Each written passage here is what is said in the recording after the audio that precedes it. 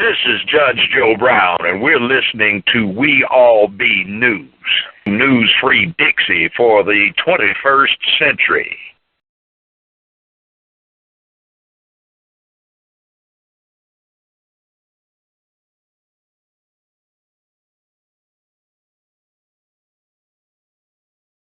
It's a music, right?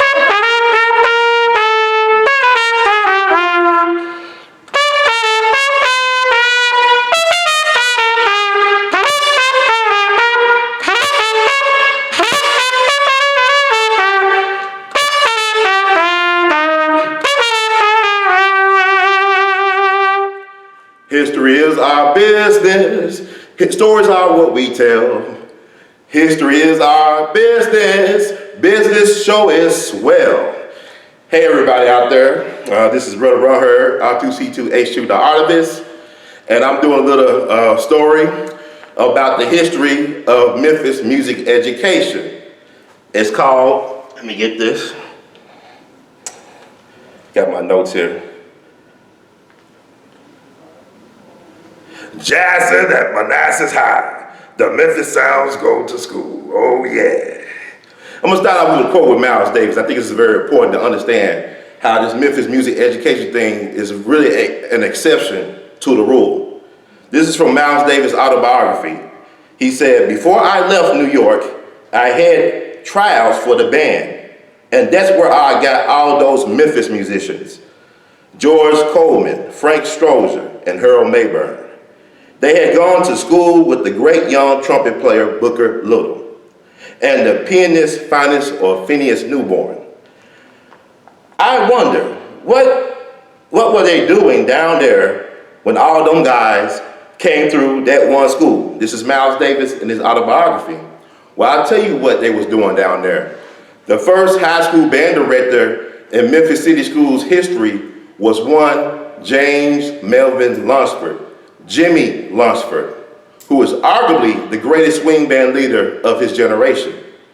Now, when he went to Manassas High School as a teacher, he was not hired to be the music director or music teacher. He just came out of Fisk University. He majored in music and sociology. And he went there as the gym teacher, the football coach, and the English teacher, not as the music teacher. But he thought that music could transform and save black lives. He knew back in the 1920s that black lives did matter. So what he did was, as a social worker, he picked out some of his best or eager students, and they formed their own music band for the high school. They were known as the Chickasaw Syncopators. This is back in the 1920s. He was not hired to be the music instructor. So what he did was, he would take an old Victrola and play some of the latest jazz records of the day. People like Jelly Roll Morton and Louis Armstrong. So it could be argued that Jimmy Lunsford was probably the first jazz educator in a music setting.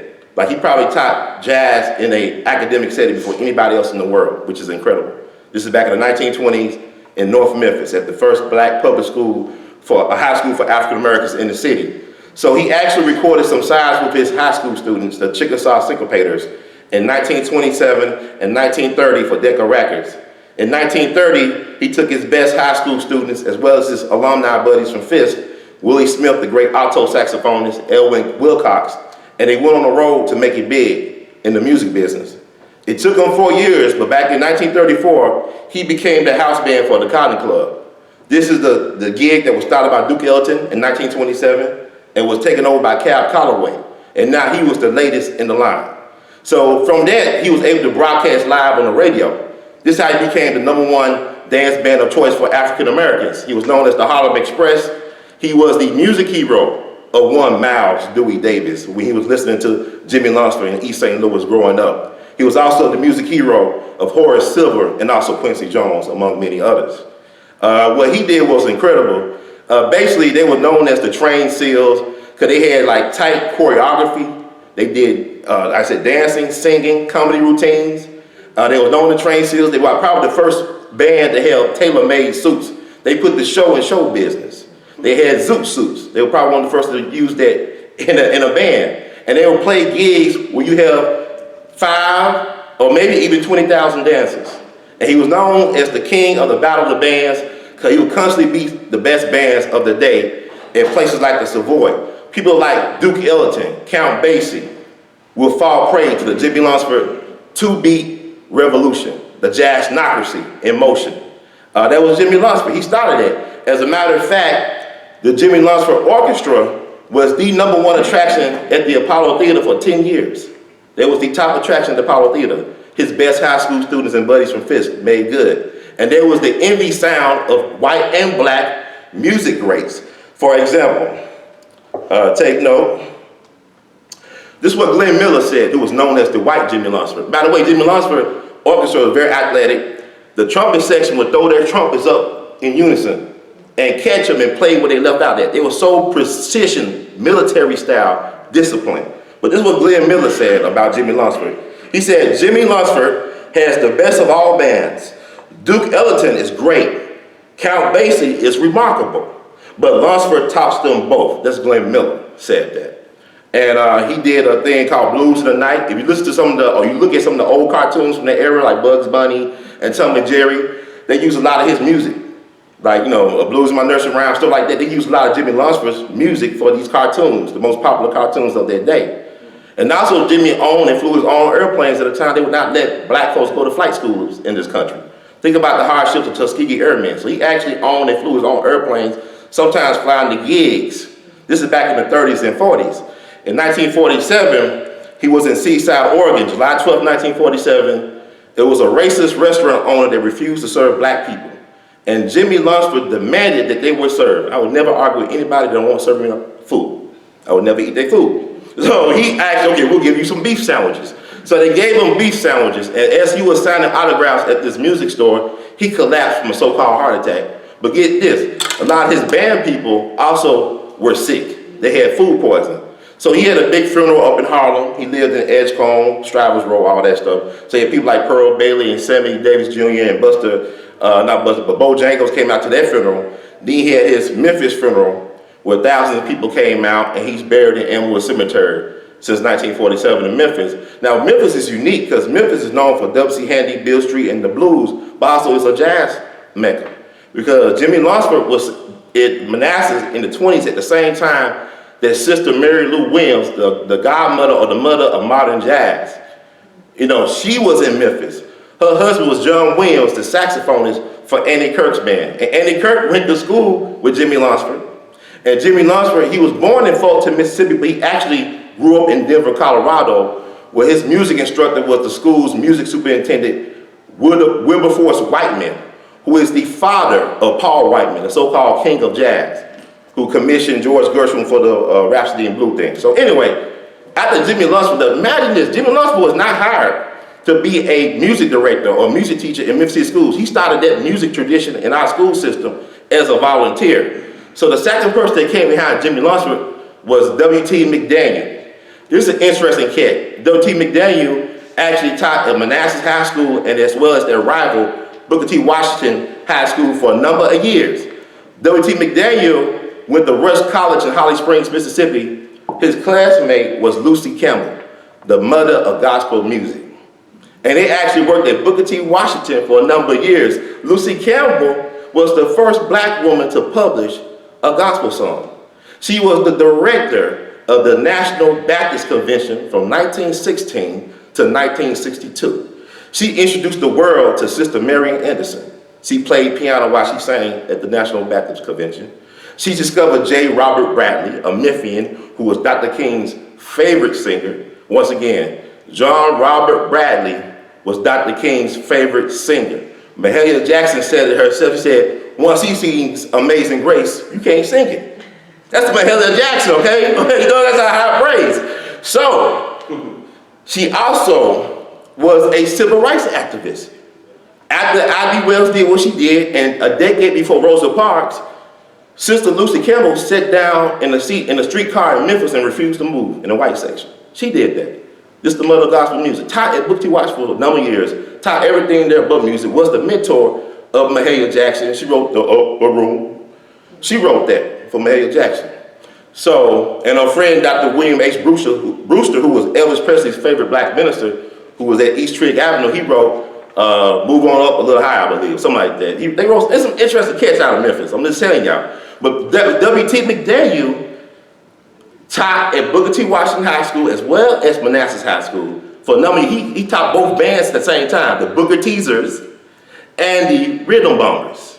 And here's the thing, W.T. McDaniel produced some of the greatest musicians of all time, and some of the greatest music educators of all time. He is the mentor and was the teacher of one Maurice White, who was in his drum corps at Booker T. Washington High School. Maurice White was the founder and visionary behind Earth, Wind, and Fire, as well as David Porter, Stax songwriting legend. And also he trained my good mentor, Mr. Emerson A.L.L, who was probably arguably the greatest Memphis band director ever, because he was the guy that kicked Isaac Hayes out of the music band at Manassas, but ended up working for Isaac Hayes at Stax, writing his arrangements and whatnot, and playing at Watt Stax. This is a legacy that's not really talked about a lot, but this is phenomenal. I'm just touching on a little bit. And W.T. McDaniel's son is one of the foremost experts on African-American music. His name is Dr. W.T. McDaniel, and he's at the Ohio State University. That's his son. So you judge a tree by the fruits it produces. This is W.T. McDaniel. He was the first person hired as a music instructor in Memphis schools as a band director. Now, my friend Mr. Emerson A.L.L took over after all these guys, but guess what? We had Matt Garrett in the 50s. When Miles Davis talked about George Coleman and Charles Lloyd and all these guys coming out of Manassas High School, some of the greatest jazz musicians in the last 50 years, their band director was Matthew Garrett. Matt Garrett is the father of Dee Dee Bridgewater. Dee Dee Bridgewater was born in Memphis, and she was raised in Flint, but Matt Garrett was there with Booker Little, Charles Lloyd, George Coleman, Frank Strozer, Harold Maybe. What you gonna teach these guys? It's like the 5-5. It's like these professional dudes disguised as high school students, okay? They playing with Muddy Waters and Howlin' Wolf and B.B. King on the weekends at the Plantation Inn over in West Memphis and stuff like that. That's a fascinating time. So, man, there's a lot of stuff to cover, but here's the thing.